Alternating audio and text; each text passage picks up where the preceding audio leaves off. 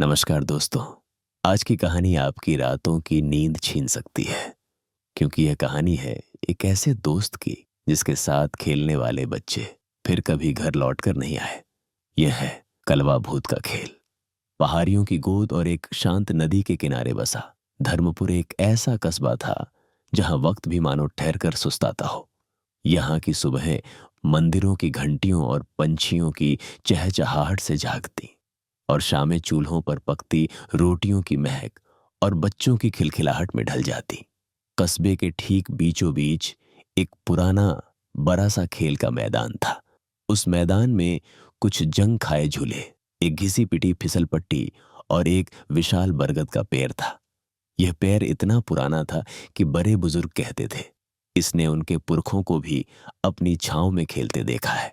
उसकी लंबी उलझी जटाएं किसी बूढ़े साधु की दाढ़ी सी जमीन चूमती, और दिन ढलते ही उसकी परछाई पूरे मैदान पर एक काली चादर की तरह फैल जाती।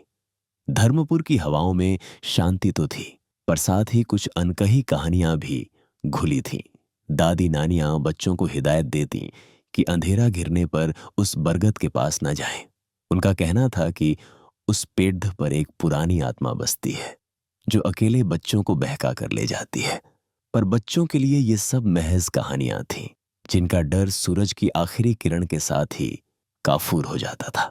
उस शाम भी हमेशा की तरह मोहल्ले के सारे बच्चे मैदान में जमा थे।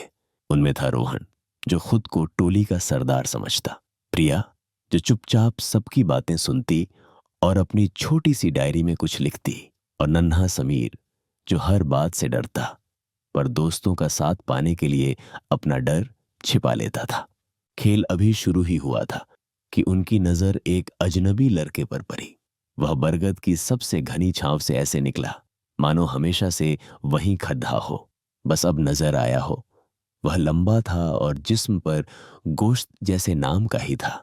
कपड़े पुराने और बदरंग थे, और त्वचा अजीब सी जर्द थी, मानो उस पर कभी धूप की एक किरण भी तट ही पुतु हो। लेकिन सबसे अजीब थीं उसकी आंखें, गहरी ठहरी हुई और अपनी उम्र से कहीं ज्यादा पुरानी। वह बस खामोशी से खड़ददा बच्चों को घूर रहा था। बच्चों ने उसे अपने साथ खेलने के लिए आवाज दी। उसने अपना नाम बताया ही नहीं। जब रोहन ने उसका नाम पूछा तो उसके होंठों पर एक फीकी सी मुस्कान तैर गई।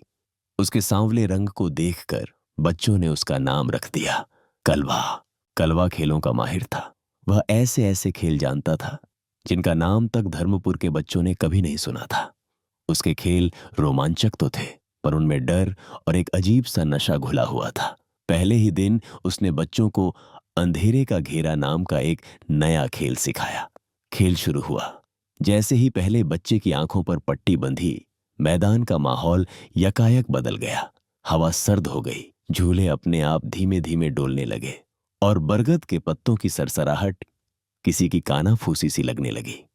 बच्चों के अंदर डर और मजे की एक मिलीजुली सिहरन दौड़ रही थी। कलवा की आवाज उन्हें हुक्म दे रही थी, और तेज घूमो, अंधेरे को महसूस करो।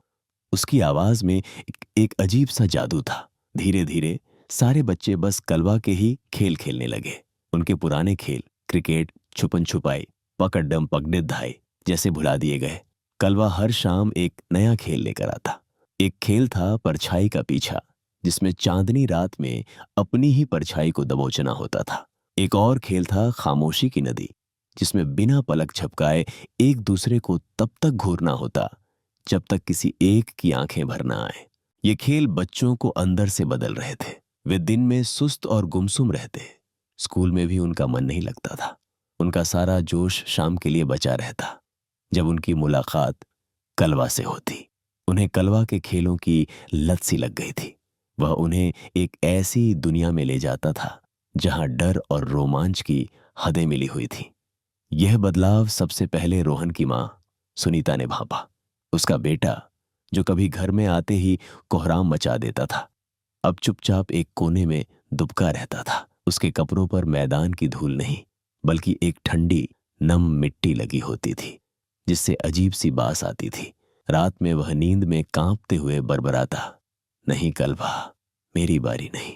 उसकी आंखों के नीचे गहरे काले गड्ढे बन गए थे। जैसे वह हफ्तों से सोया ही ना हो।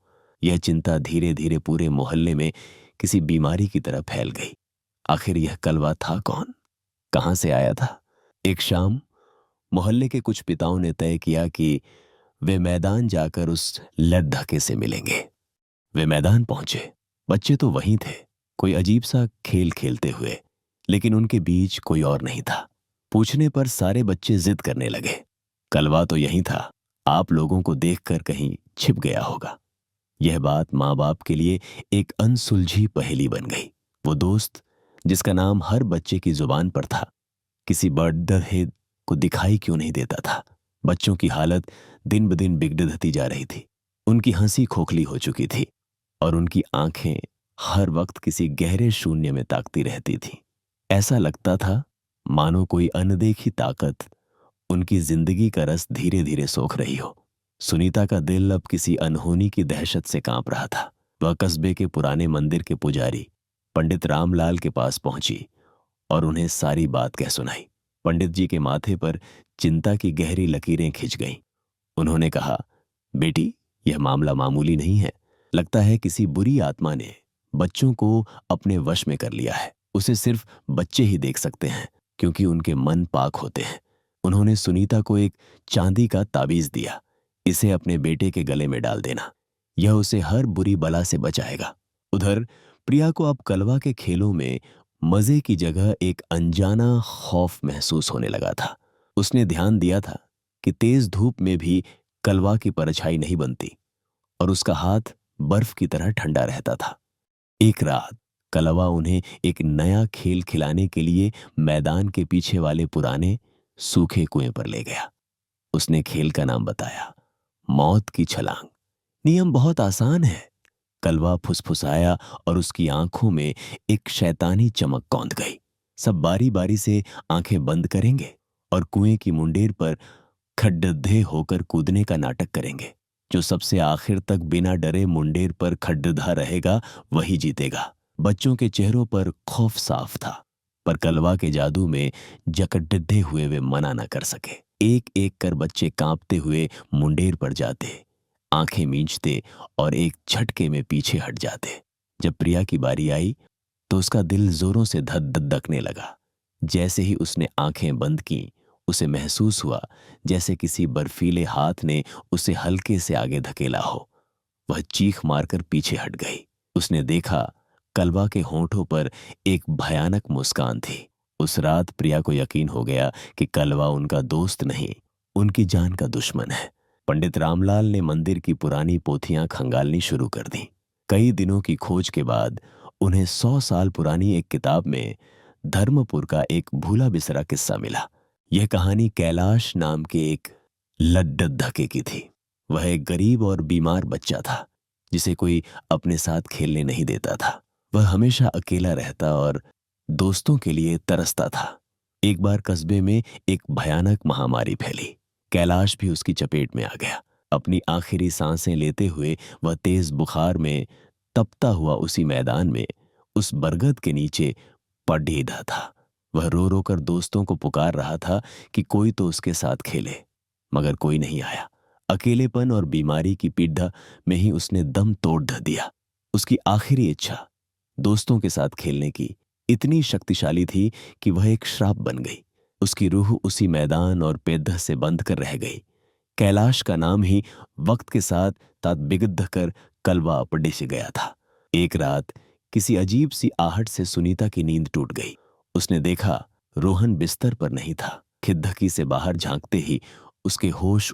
रोहन घर से निकलकर चुपचाप मैदान की ओर बढ़ा जा रहा था, जैसे कोई बेजान कठपुतली हो। सुनीता सहमी हुई उसके पीछे पीछे गई। मैदान का मंजर किसी बुरे सपने से भी ज्यादा खौफनाक था। बच्चों का पूरा झुंड वहां मौजूद था और उनके बीच कलवा अपने असली भयावह रूप में।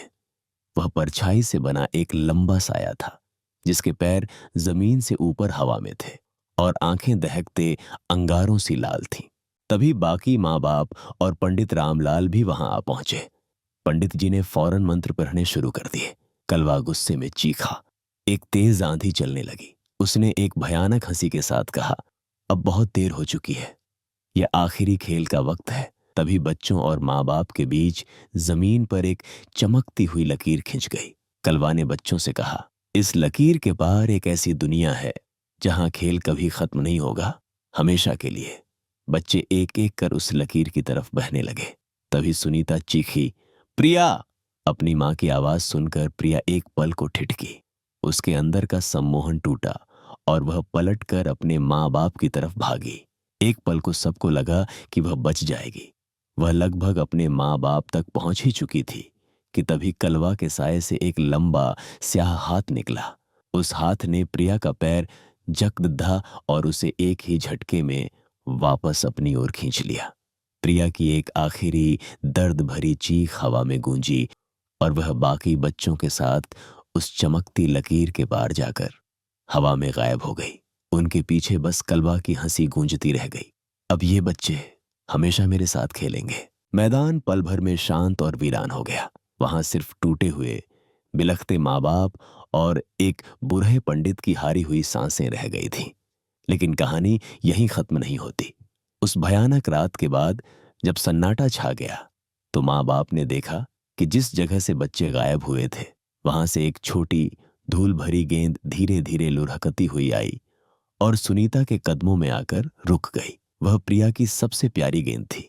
दोस्तों, आज भी धर्मपुर के लोग कहते हैं कि उस मैदान से कभी कभी बच्चों के हंसने की आवाजें आती हैं, लेकिन वहां कभी कोई बच्चा नजर नहीं आता। वह मैदान अब हमेशा के लिए वीरान है। क्या यह महज एक कहानी है या कलवा भूत का वजूद आज भी है? इसका जवाब तो बस धर्मपुर की खामोश हवाओं के पास है। अगर इस कहानी ने आपके दिल में डर जगाया हो तो इसे लाइक करें और इस चैनल को सब्सक्राइब कर लें, क्योंकि अगली कहानी का अंधेरा शायद इससे भी ज्यादा गहरा हो।